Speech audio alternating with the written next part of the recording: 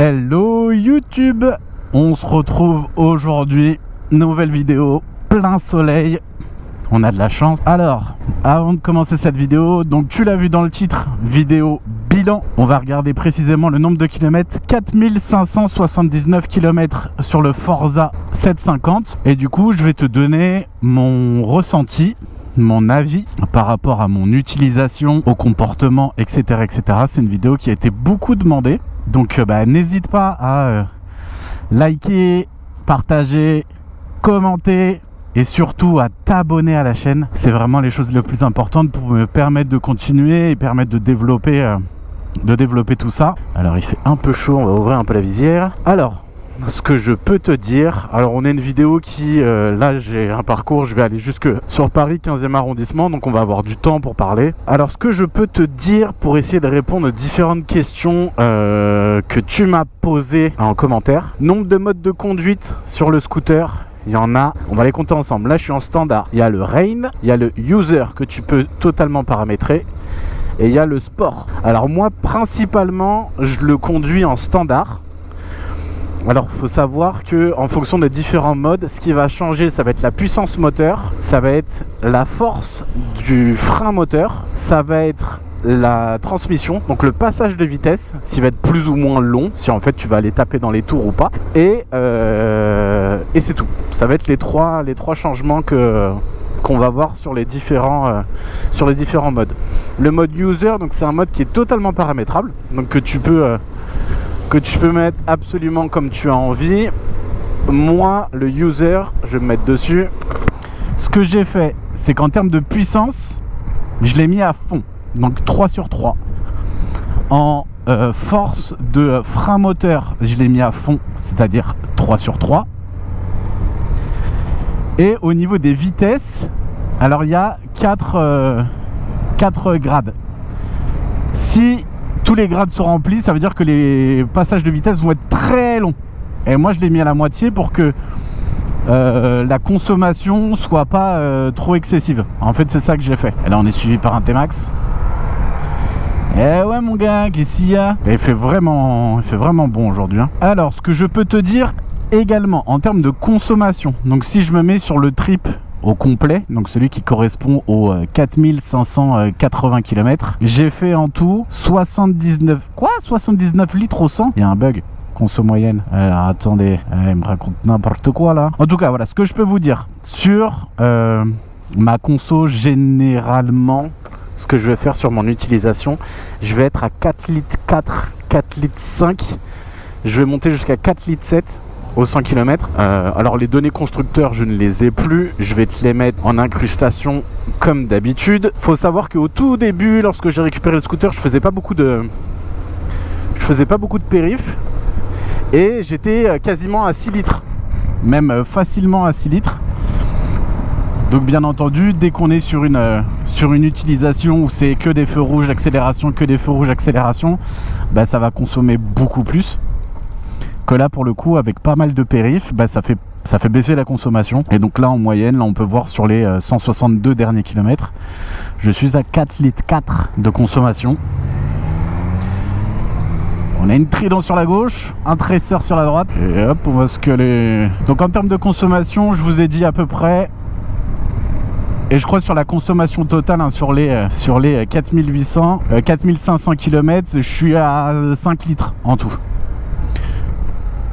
Ça va tourner à droite. Alors ce que je peux te dire également, donc je t'ai parlé des modes de conduite. Donc moi principalement je suis en standard. D'ailleurs je vais me remettre en standard. Et là si je fais ça, ça change rien. Donc ouais, moi principalement en standard, 4 litres 4 au 100. Pareil, il y avait des gens qui m'avaient demandé si on avait la possibilité de passer au neutre pendant qu'on était en train de rouler. Donc de se mettre en faux point mort pour faire comme si on embrayait sur une moto traditionnelle. Non, on n'a pas la possibilité de le faire. Là, il doit y avoir une protection par rapport à la boîte. Donc il n'y a pas la possibilité de faire ça pendant qu'on roule. Il faut être arrêté pour pouvoir passer le neutre. Sinon, en termes de maniabilité, alors il faut faire gaffe, il y a un petit radar. En termes de maniabilité, on est toujours aussi bien. Le seul point négatif sur la maniabilité, enfin c'est pas vraiment de la maniabilité, mais c'est le fait que lorsqu'on fait les interfiles, attention madame,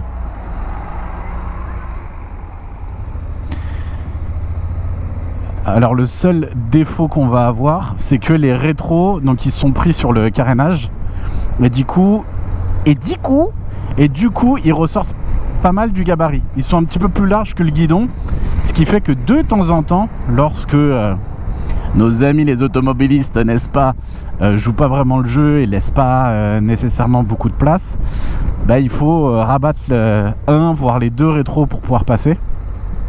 Le guidon est pas très large, mais il faut quand même le faire, ne serait-ce que par rapport au niveau des rétros. Donc ça, c'est le point négatif sur le gabarit. Sur le poids, donc on est sur un 235 kg tout plein fait. Le poids est très bas parce que le moteur est situé au niveau des chevilles. Le réservoir est situé aussi au niveau des chevilles.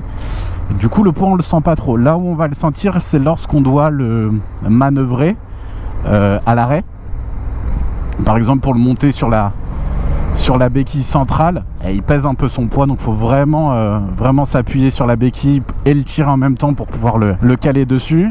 La béquille latérale se trouve très facilement, on n'a pas besoin de regarder, on sort le pied et elle sort tout de suite assez rapidement. Autre radar.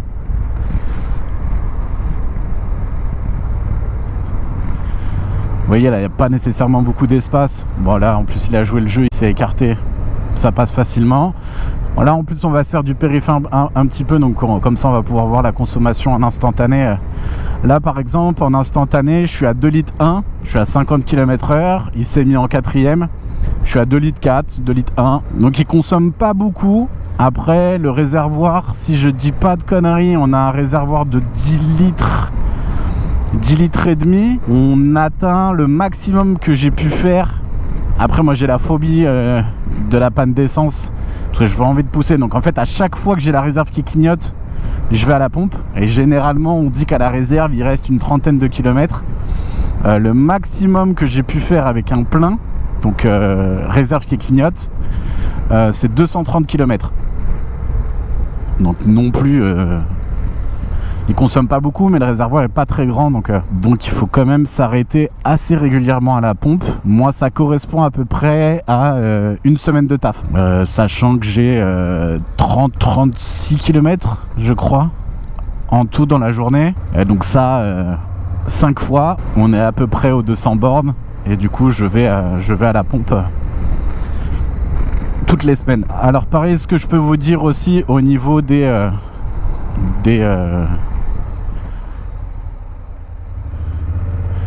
au niveau des différents modes de conduite, on le sent beaucoup à la poignée, donc poignée électronique. On le sent beaucoup, par exemple si on passe en mode sport ou si on est en mode rain, bah, ça va se sentir dès qu'on va ouvrir à fond. Sur le mode rain, on va sentir qu'il manque des chevaux, et aussi il y a l'antipatinage, j'en avais pas parlé, l'antipatinage qui est sur 3 niveaux aussi également. Et donc on va le sentir, ce qui va nous brider pour éviter justement de glisser de l'arrière. Et donc là on va rentrer sur le périph' au niveau de Porte de Champéret. Donc la sensibilité se ressent au niveau des différents modes de conduite, au niveau de la poignée, au niveau des passages de vitesse bien entendu, et aussi également au niveau du traction control, que ça soit sur les pavés par exemple, ça se ressent beaucoup, ou alors dès qu'on va passer un dos d'âne, une fois qu'on est monté sur le dos d'âne et qu'on redescend, si on accélère et qu'on est par exemple en mode rain, du coup on va sentir l'antipatinage qui se déclenche. Alors il n'est pas intrusif dans le sens où on va le sentir, mais il est pas on n'a pas un gros retour dans la poignée. On va juste sentir qu'en fait c'est bridé et que l'accélération se fait pas. Donc en fait on tourne la poignée, il y a un petit peu de résistance, mais c'est surtout que ça va tourner dans le vide. Et donc là par exemple je vais me caler, donc là on est à 64-65, je suis à 2 litres 2 litres 7 en consommation. Là il s'est mis naturellement en 5e. On tombe à rapport, on accélère un peu, on se met nous-mêmes en 6e, 75, et en consommation instantanée je suis à 2 litres. Donc en fait sur vitesse stabilisée, quand on est sous les 100 km/h, il consomme rien du tout. Donc ça c'est très bien. La tenue de cap, ça j'en avais déjà parlé dans la vidéo où je l'essayais sur autoroute. D'ailleurs je te remets la vidéo juste au-dessus. La tenue de cap est très bonne. À partir du moment où on est sur une vitesse stabilisée et qu'il n'y a pas des rafales de fou, bah, le scooter il est sur des rails quoi. Donc ça c'est vraiment très bien. Les rétros sont bien placés, ils vibrent pas. Donc si je dois te faire un bilan des 4500 premiers kilomètres que j'ai fait avec, bah, il est sensiblement comme celui que je t'avais fait au bout des 100 premiers kilomètres. C'est-à-dire que c'est un très bon véhicule. Pour moi c'est quasiment l'idéal à prendre pour du daily.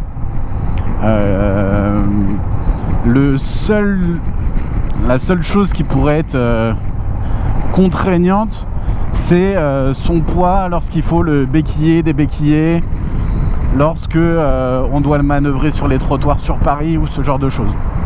Sinon, mis à part ça, le moteur, si tu te mets en mode sport, il est vraiment kiffant. En plus, on peut jouer avec les palettes au guidon, donc ça c'est cool. On peut même se mettre en manuel, parce que là par exemple je suis en automatique. Alors c'est du semi-automatique, ça veut dire que ça va passer tout seul à la montée et à la descente. Mais toi, tu as toujours la possibilité de les passer comme tu as envie, avec les gâchettes qu'il y a, un au niveau de l'index et au niveau du pouce. À l'index, c'est pour la montée, et au pouce, c'est à la descente. Par exemple, là, je suis à 79, 80. Si je veux passer en 5e, là, actuellement, je suis en 6e. Bah là, je passe en 5e. Si je veux repasser en 6e, je passe en 6e. Donc, j'ai le contrôle, même s'il est en mode semi-automatique.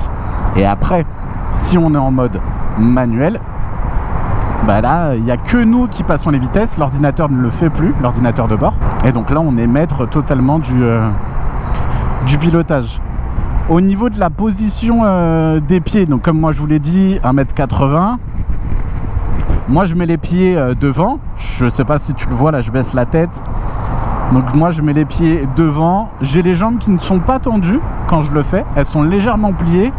Et c'est ce qui est plutôt agréable dans la position. Parce que si c'était jambes tendues, bah, au bout d'un moment, t'as les muscles qui sont trop contractés. Alors que là, je sens que j'ai tout le bas du corps qui est détendu. Je suis appuyé sur ce qui sert de repose-pied devant. Donc ce qui est agréable, parce que sur les gros freinages, bah, du coup, on peut vraiment s'appuyer sur les jambes. Donc ça permet d'avoir un côté sécurisant. Et sinon il y a la possibilité de mettre les pieds un peu à plat vers l'arrière, et sinon il y a la possibilité aussi de sortir les cale-pieds passagers et de se mettre dessus. Alors ça donne un côté un peu position de moto racing, mais merci, ça se décale. Donc ça donne une position un peu plus racing, mais moi ça me fait mal au genou, parce que le genou est vraiment très plié pour le coup, et j'entends un gros moteur derrière. Donc là sur le périph' ça bouge toujours à cet endroit là, parce qu'il y a cette sortie. Hop, merci jeune homme. Descend une vitesse pour améliorer l'accélération, se dégager de la problématique. Alors au niveau des commodos, on va laisser passer le jack. Et il dit pas merde, il a pas dit merci, comme dirait Vlad, il a pas dit bonjour. Vous connaissez la suite. Ah, donc ce que j'allais vous dire au niveau des commodos, alors sur le commodo de droite, nous avons le start and stop, donc c'est-à-dire pour démarrer, et le coupe-circuit. On va se décaler, voilà. Et nous avons aussi le bouton pour se mettre soit en neutre, soit en drive, soit en mode automatique, soit en mode manuel.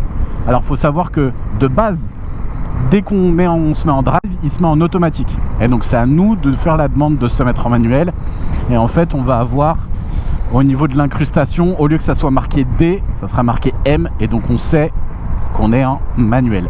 Je vais me redécaler, on va sortir là. Ensuite sur le commodo de gauche, nous avons l'appel de phare qui se situe en haut ici. Derrière, on va avoir le passage de vitesse supérieure. Tout en bas, le passage de vitesse inférieure. Les clignotants et le klaxon. Alors chez Honda, je sais pas pourquoi, mais ils inversent. Donc c'est pas comme chez tous les autres constructeurs. Et vous allez avoir également le bouton pour les modes de conduite qui se situe juste ici. La fonction FN, donc qui est fonction, hein, comme son nom l'indique, qui permet de rentrer dans les menus et de valider ou pas les différentes mise à jour qu'on met. Et il y a une espèce de flèche bidirectionnelle, donc droite-gauche au bas. Attention monsieur, je vais t'écraser. Et donc voilà, il y a une flèche qui permet justement de rentrer dans les menus, au bas, droite, gauche, de baisser également et de monter les différentes aides sur le menu qui est totalement paramétrable, c'est-à-dire le mode user. Qu'est-ce qu'ils font les gens là? Très belle Porsche 911. Il fait tarpei chaud, comme on dirait dans le sud. J'espère que vous allez m'entendre. Là, j'ai ouvert la visière. Normalement, tout se passe bien. Vous entendez juste un petit peu de vent en plus. Donc voilà, pour l'ensemble des commodos, ce qui est juste ici, là, ce que je bouge avec mon doigt là, c'est le frein à main, frein de parking. Donc il y a la possibilité, quand vous garez votre scoot, clac, de mettre le frein à main. Et comme ça, le scoot, il bouge pas si jamais vous êtes en descente ou en montée. Ce qui est la même chose, ça dépend du quel côté on se place. Au niveau de l'écran, écran TFT qui est très bien. Il n'y a rien à redire dessus. L'éclairage il change, quand on est de nuit il passe en noir. Et quand on est en plein jour il est en blanc avec les écritures noires. Et donc le soir c'est l'inverse, il est en noir, écriture blanc. Qu'est-ce que je peux vous dire de plus? Donc moi j'ai monté le quadlock là. C'est la seule option que j'ai sur ce scoot là. J'ai vu qu'il y avait la possibilité de rajouter des crash bars bas, de mettre des feux additionnels dessus. Je sais qu'on peut acheter des déflecteurs qui viennent se mettre sur les côtés, qui donnent un look un petit peu plus sport et qui dévient un peu mieux le vent. Également, possibilité bien sûr de changer le pot, de mettre un dosseret, top case et valise latérale qui sont plutôt belles, plutôt bien faites, je dois dire. Qu'est-ce que je peux vous dire de plus? Levier réglable. Donc frein avant, frein arrière. Donc frein avant, pour ceux qui ne savent pas, sur les scooters, c'est au même endroit que sur les motos. Donc c'est à droite. Et le frein arrière, il est à gauche. Ah bah oui, il faut traverser où il y a un passage piéton. Donc voilà, grosso modo, on a fait le tour du propriétaire. Possibilité de changer la bulle, bien entendu. Bulle plus haute, bulle moins haute, bulle fumée, etc., etc. Il existe 4 coloris à ma connaissance. On est sur des suspensions Showa et amortisseurs Showa. Je crois que l'amortisseur est réglable en précharge ou en détente. De toute façon, je vous mets les incrustations à chaque fois. Pour les pertes, quand on est en mode sport, le 0 à 100 se parcourt en 4 secondes 5, ce qui est l'équivalent du Audi RS3. Alors moi au début j'étais un peu sceptique. Je me suis dit ah ouais, ça part aussi fort. Et du coup je l'ai testé. Et effectivement ça part fort.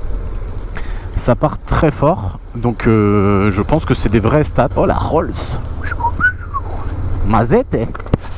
Voilà, en termes de performance. Alors au niveau de l'affichage, il y a 4 affichages différents. Il y en a un avec un contour. Il y a celui-ci. Vous avez le contour sur le côté, mais je veux dire contour, vous avez un vrai rond. Enfin voilà, il y a les 4 différents. Alors je sais qu'il y a la possibilité de connecter son téléphone dedans avec une appli, je crois c'est Honda Sync pour synchronisation.